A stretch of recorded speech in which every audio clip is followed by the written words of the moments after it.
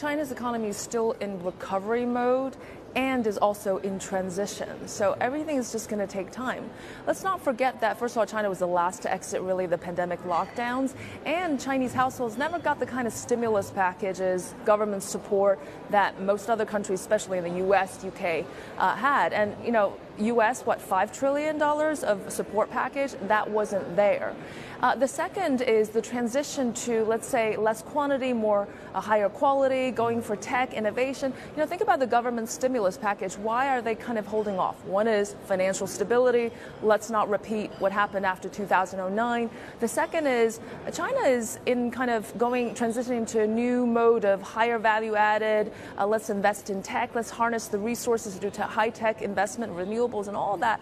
But guess what? That's not going to replace real estate in terms of contribution to growth, employment, and all of that. So China has to kind of feel the short-term pain for maybe the longer-term gains of productivity. But I personally feel that currently there's a cyclical problem here in China, which is an enormous aggregate demand deficit, and you kind of need to just give the right medicine to the right problem. It's not just structural problems. I think that's not really the urgent issue. Yeah. This lack of demand, you need to give a big stimulus package. So a lot of this is psychological, right, on the part of the consumer. We've been hearing about Chinese prices continuing to drop in this whole deflation situation, where if it gets into people's minds, they'll be thinking like, oh, heck, why should I buy something today? It might be cheaper tomorrow or next week or next month. Right? I mean, what can the government do to change that? Because it's about confidence when they're worried about the roof over their heads or whether their son or daughter is able to find a job. Because, I mean, urban unemployment is pretty high.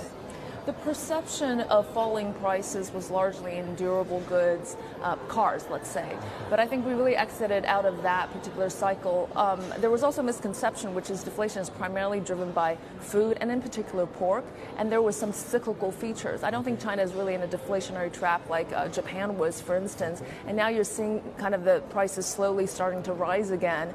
And you're right, I mean, in the sense that consumers, because of the feel that, well, is economies really back? Is there, their wages going to be stable? I think, we've seen nominal wage growth, but what about real wage growth, and what about actual wages? They need to feel more certainty in order to be wanted to spend on the big ticketed items. Yeah.